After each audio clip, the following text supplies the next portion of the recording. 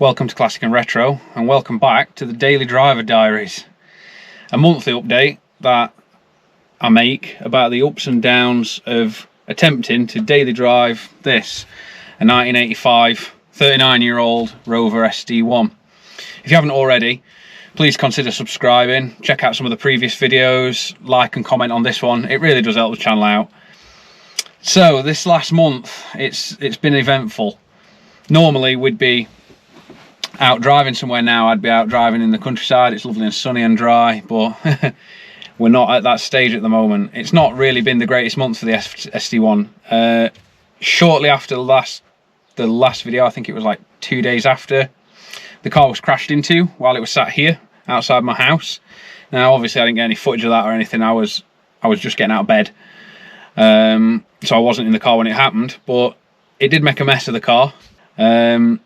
Yeah, I did a bit of a quick fix to get it driving and took a little video of that, so I'll show you that now. Not the greatest start to the month, if I'm honest. Yesterday morning, while the car was parked outside my house, as you can see, it was damaged. It was actually reversed into by a van. Now, the gent stopped and gave me his details and everything like that, so I'm sure we'll be okay. But in the meantime, I do need to use the car, but we can't use it while it looks like this. So what I'm going to do is take the rear bumper off and drive it today with no rear bumper on. Hopefully I'll get a bumper sorted soon, but as it's the daily driver, we've not really got any choice but to use it. I need to have it on the road.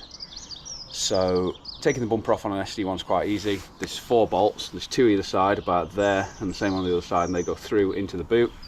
And then on the side, it's just got hooks that go into mounts. So once you've taken these bolts off on either side, the bumper just pulls off. Now I'm going to keep this bumper because the chrome trim will transfer to the new one, and the end caps are always good to have. So I will keep hold of this bumper, but we're meant to be going out in about half an hour, so I need to crack on and get this bumper off.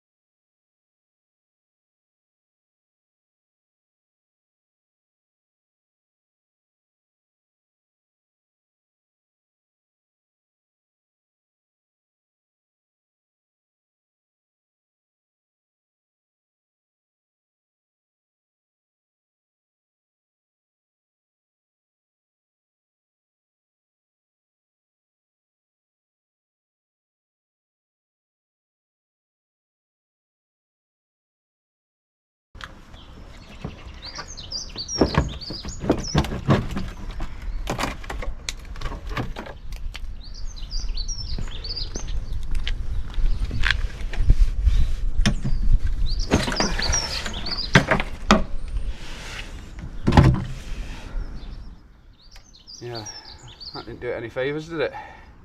Luckily I think the bumper mounts took the brunt of the damage, and it looks like we got away with the rear panel.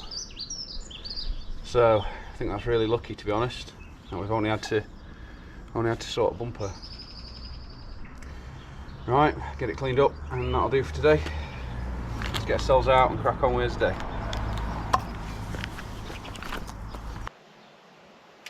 Now I didn't actually mind the bumperless look. The car's slightly tatty, obviously, so I just thought it looked pretty cool.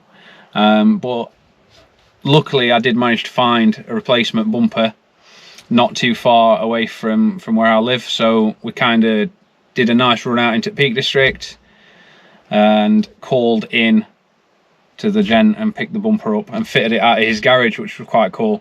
So it does look much better with a bumper fitted.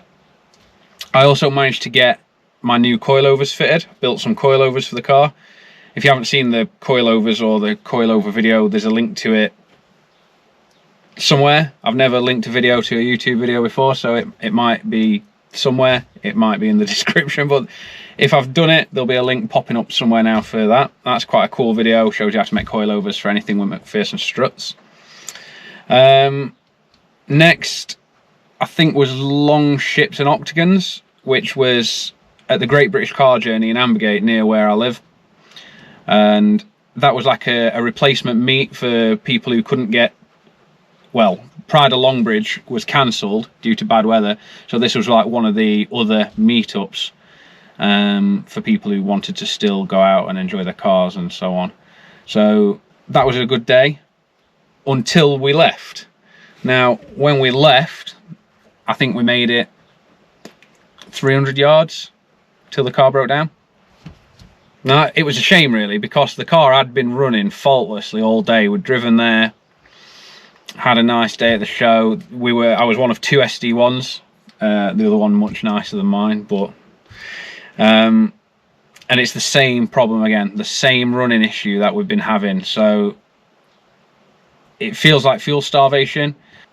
The car sat for like 2 weeks after the show. I'm a bit disillusioned with it, you know, because it's gone from being a reliable runner to pretty much like letting me down every time I've been out on it, and that's not what I want it to be about. So I decided to go through it front to back on the fuel system, because it was definitely a fueling issue. So I've removed the tank, drained it, cleaned it, like pressure washed it out. It was full of silt. The fuel that were coming out to the cars were like Coca-Cola.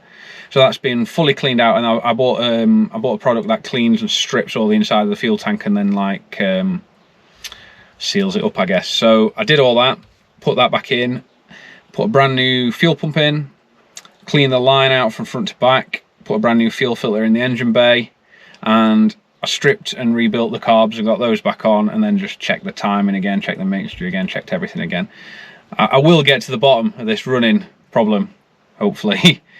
So by the time you see this video, I'll have hopefully been to Thoresby Classic Car Show. That's on the Bank Holiday Monday, the day this video comes out. And hopefully the running issues will be a thing of the past, but we'll see. Future plans. We've got a lot of car shows coming up. We're meant to be going on holiday, although it's only a long weekend. We're meant to be going on holiday in the car in 2 weeks. Just enjoy it, really. Drive it, enjoy it, gradually improve it, basically. And I've still got other bigger projects, like I want to make some rear coilovers to match the fronts. And I've also recently bought a rear disc brake conversion. And while it being a road car, it doesn't really need rear disc brakes, I just thought it'd be a cool thing to do, something a bit different, something to do.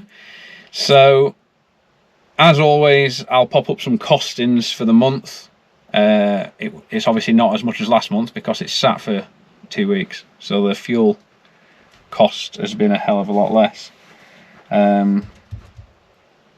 Yeah, apologies for this being a slightly shorter video and not quite the video I want to make. I want to be out driving this car, you know. I don't want to be sat in it on the side of the road talking to you about it breaking down. But it happens, it's part of it, I guess. We are hopefully going to start daily in the Supra when that's done. That's very, very close now. If you've seen the video of that, that's running and driving now, and that'll be going for MOT shortly. So onward and upward, I guess. And hopefully, fingers crossed, May will be much better and we'll have some good times. So yeah, as always, thanks for watching, and I'll see you next time.